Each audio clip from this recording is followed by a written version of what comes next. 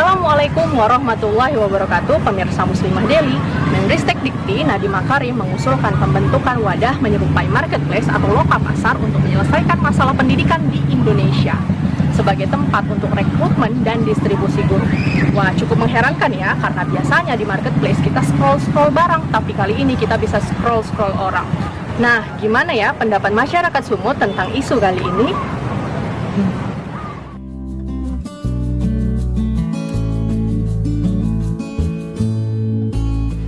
Sekarang ini sedang viralnya itu kenapa polemik sudah sekolah itu menjadikan polemik di kalangan jenjang sekolah dari TK hingga SMA tadi, karena itu biayanya itu bisa menjadi membludak dananya gitu. Contohnya seperti ini nih, kalau di SMA ya, di anak SMA itu kalau untuk melaksanakan pelepasan itu mereka sering menempa gitu, menjahit baju baru. Banyak tuh di kalangan orang-orang tua yang merasa keberatan gitu. Harusnya hanyalah pelepasan gitu, dengan acara sederhana gitu, tidak seperti yang ada saat ini gitu.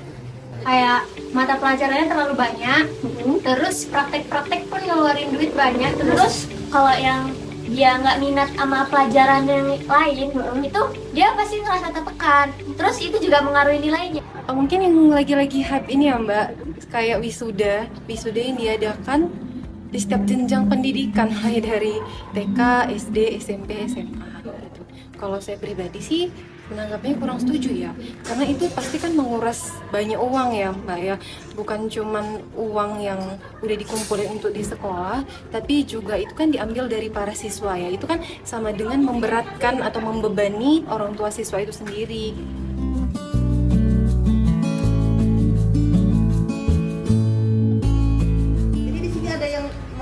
Saya, Kemendikbudristek itu dia hanya menghimbau gitu. Menghimbau ini artinya ini boleh diindahkan, boleh tidak gitu. Jadi ya seharusnya sebagai Kemendikbudristek itu mereka harus memberikan edukasi ke sekolah-sekolah gitu, bahwasanya ini acara wisuda itu diperlukan tidak gitu.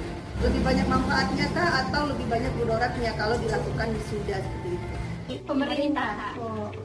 Ya udah pasti the one and only ya pemerintah Mbak.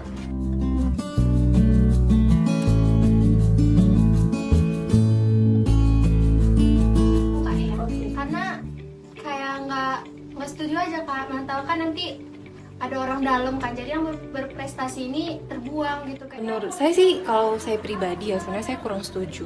Memang kalau dilihat dari sisi positifnya mungkin sekolah-sekolah lebih gampang nyari guru ya, karena kan dia udah dibuat database sistemnya gitu kan. Tapi kalau saya bilang sih kok jatuhnya jadi marketplace ya, kayak bisnis ya, jadi seakan-akan guru itu jadi diperjualbelikan gitu ya.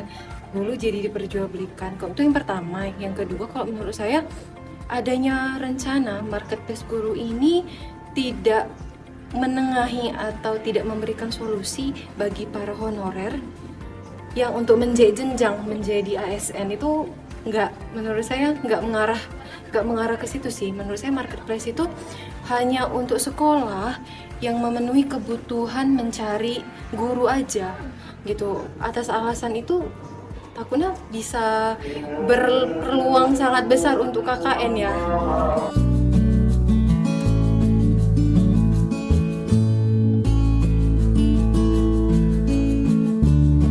Video yang kita saksikan bersama-sama tadi, kita bisa melihat bahwasannya problem pendidikan kita hari ini diantaranya adalah tentang minimnya atau kurangnya tenaga guru ya di setiap tingkat pendidikan di Indonesia ini.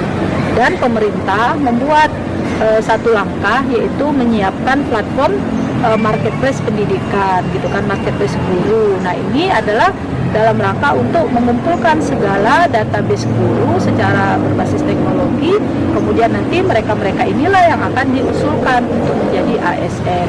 Nah, ini nanti akan kita lihat apakah memang marketplace guru ini mampu menyelesaikan persoalan kekurangan tenaga pendidik atau guru di sekolah tadi ataukah tidak.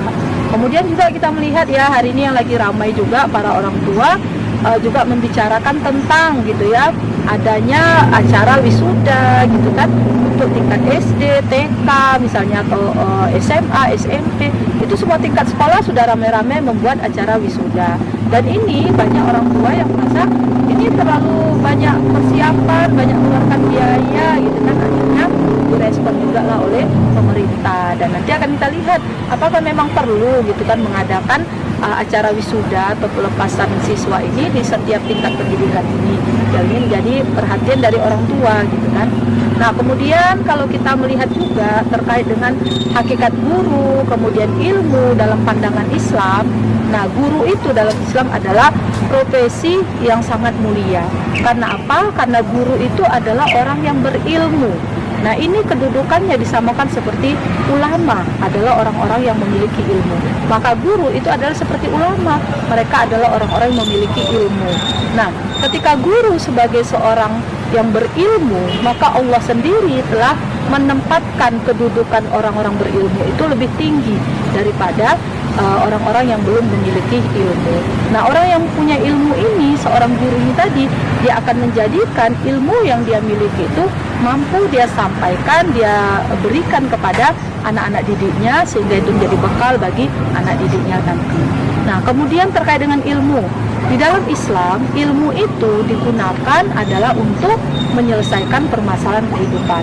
Ilmu yang kita pelajari di sekolah bukan hanya untuk menjadi pengetahuan saja, menjadi ilmu saja, tetapi bagaimana ilmu yang kita dapatkan di sekolah itu mampu kita amalkan, kita praktekkan, dan itu mampu menyelesaikan permasalahan-permasalahan kehidupan, dan dia juga memberikan kebaikan bagi masyarakat, bagi umat. Jadi tidak boleh ilmu itu dipelajari hanya untuk misalnya persiapan ujian sekolah misalnya, atau ilmu itu dipelajari hanya untuk mendapatkan ijazah gitu kan, untuk mendapatkan nanti jabatan, gelar dan sebagainya, itu tidak boleh. Tapi bagaimana ilmu itu dia gunakan untuk kebaikan kemaslahatan kehidupannya. Masyarakat sudah banyak ya yang memahami sebenarnya masalah pendidikan ini, masalah guru ini adalah tanggung jawab negara atau pemerintah. Nah, tapi dalam sistem kapitalis yang kita hadapi hari ini, guru itu hampir disamakan gitu ya dengan produk barang dan jasa yang kemudian dipasarkan. Nah, kemudian nanti masyarakat tinggal memilih gitu kan, sesuai dengan kemauan pasar guru yang seperti apa. Nah, akhirnya ini kan kita melihat nanti apakah memang mampu memberikan solusi ataukah tidak. Kan sedih ya kalau guru itu disamakan dengan kondisi barang yang dijajakan di pasar digital gitu ya. Nah, ini sangat menyedihkan bagi seorang guru. Ya, adanya marketplace guru ini menunjukkan bahwasannya pemerintah saat ini telah melepaskan tanggung jawabnya sebagai yang mampu menyelesaikan permasalahan pendidikan. Nah, kalau kita melihat di dalam Islam, yang bertanggung jawab penuh terhadap pendidikan ini adalah negara. Nah, ketika negara bertanggung jawab atas pendidikan, maka negara akan memberikan segala kebutuhan dalam bidang pendidikan, termasuk penyediaan tenaga gurunya, kemudian nanti bagaimana meningkatkan kualitas gurunya, kemudian penyediaan sarana prasarana di sekolahnya, kemudian nanti bagaimana kurikulum yang disiapkan oleh negara gitu kan. Dan semua upaya ini adalah tanggung jawab negara dan dibiayai sepenuhnya oleh negara. Karena tanggung jawab negara, kewajiban negara, maka negara akan memberikan segalanya itu dengan pembiayaan yang penuh dari negara. Di dalam Islam, pendidikan ini adalah perkara yang sangat penting, sehingga negara akan memberikan perhatian penuh untuk bagaimana pendidikan ini memberikan pengaruh yang bagus, memberikan hasil yang baik, memberikan prestasi-prestasi yang baik. Kita lihat sejarahnya di dalam Islam gitu ya, banyak dilahirkan ilmuwan-ilmuwan yang mereka itu tidak hanya menguasai ilmu, sains dan teknologi, tapi mereka juga menguasai agama. Nah, dari sisi kesejahteraan guru, kita lihat juga di dalam Islam, negara telah memberikan kesejahteraan yang bagus, yang baik kepada seorang guru. Contohnya saja pada masa Khalifah Umar gitu ya, mampu memberikan gaji seorang guru sebanyak 15 dinar. Nah, kalau kita rupiahkan sekarang ini mungkin sudah mencapai 50 juta rupiah setiap bulannya. Berarti memang tanggung jawab negara gitu. Negara tidak akan mempersulit, negara tidak akan menjadikan guru itu sebagai barang atau jasa yang diperdagangkan di pasar masyarakat. Tetapi negara akan menjadikan guru itu sebagai seorang yang berilmu, yang dimuliakan dan diberikan kesejahteraan. Oke. Pemirsa, bila kita menggunakan teknologi dan aneka macam platform tentu sah-sah saja untuk hal-hal teknis. Namun, apabila kebijakan dilahirkan dari ideologi yang tidak benar, tentu tidak akan menghasilkan kebijakan yang bisa memberikan manfaat kepada banyak orang. Demikianlah episode Muslimah Daily kita kali ini. Sampai ketemu di episode mendatang. Wassalamualaikum warahmatullahi wabarakatuh.